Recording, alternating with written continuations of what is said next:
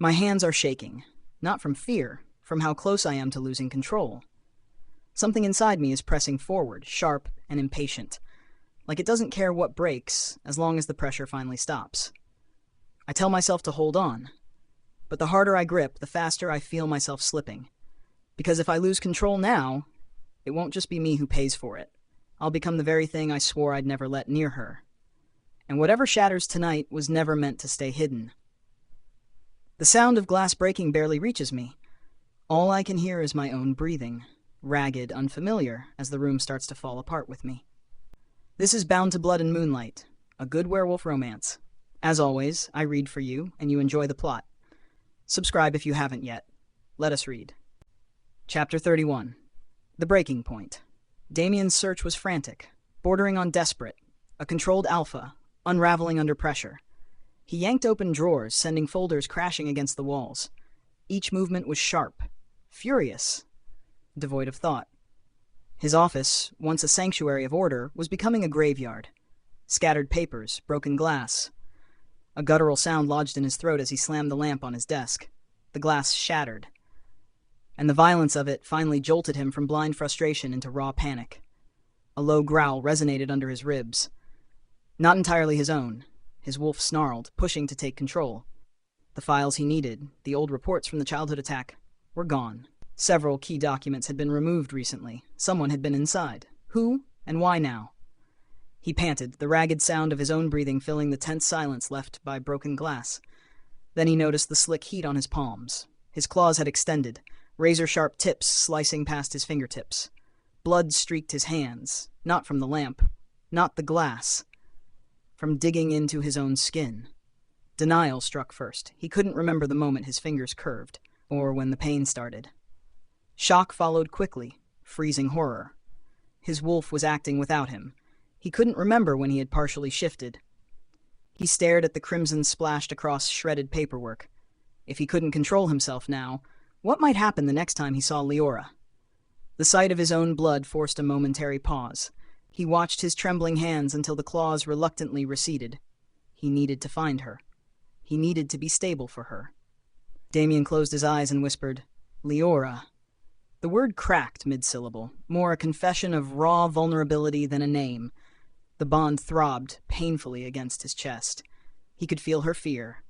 A faint echo of terror he'd glimpsed before, but the connection was muffled. He couldn't reach her fully. The bond thinned whenever she was near Marcus. And now, an unfamiliar cold pressure pressed against him, like a phantom hand keeping them apart.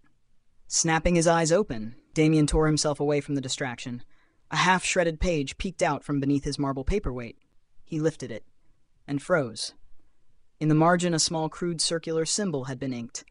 Unlike the official stamps, unlike the notes, the vulnerability in his chest shifted. Dread hardened into resolve. The symbol was forbidden magic. Memory-binding spells, the kind used on children. Even without context, he knew its danger. The sigil shimmered faintly, like fresh ink on aged paper.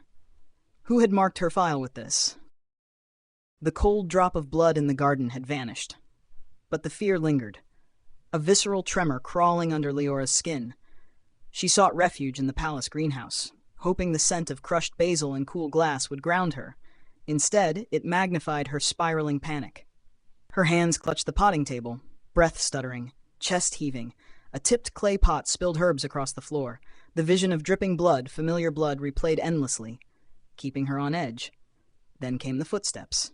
Soft, measured, not the hurried stride of Damien. The pendant at her collarbone flared violently. A sudden, inexplicable warning. A calm, low voice cut through her gasping. "Easy, you're over-oxygenating." Alaric stood beside her. Relief flashed briefly, but it soured instantly into sharp suspicion. The pendant throbbed against her skin. She wanted the comfort of his presence, but the sensation triggered instinctive fear. "I recognize the symptoms," he said, his tone clinical. Severe bond deterioration tremors. Her eyes widened. He knew. He knew exactly what the bond did to her body, knowledge she hadn't shared. Alaric's hand dropped from her shoulder. Then he knelt to retrieve the fallen pot. He didn't simply dismiss it.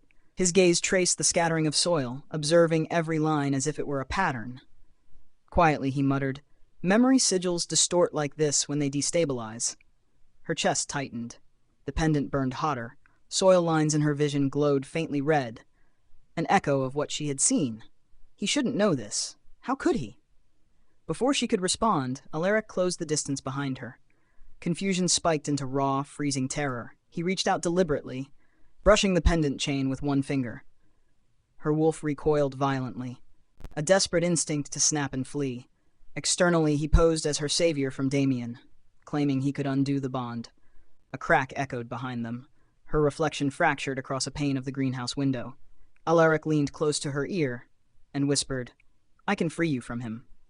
The pendant flared violently, burning hot enough to sear her skin. Leora's stomach twisted, a mix of fear and disbelief. The promise was seductive and terrifying. The pull of the bond now felt like a needle pressing against the center of her chest, every nerve screaming with the conflict of loyalty, desire, and danger.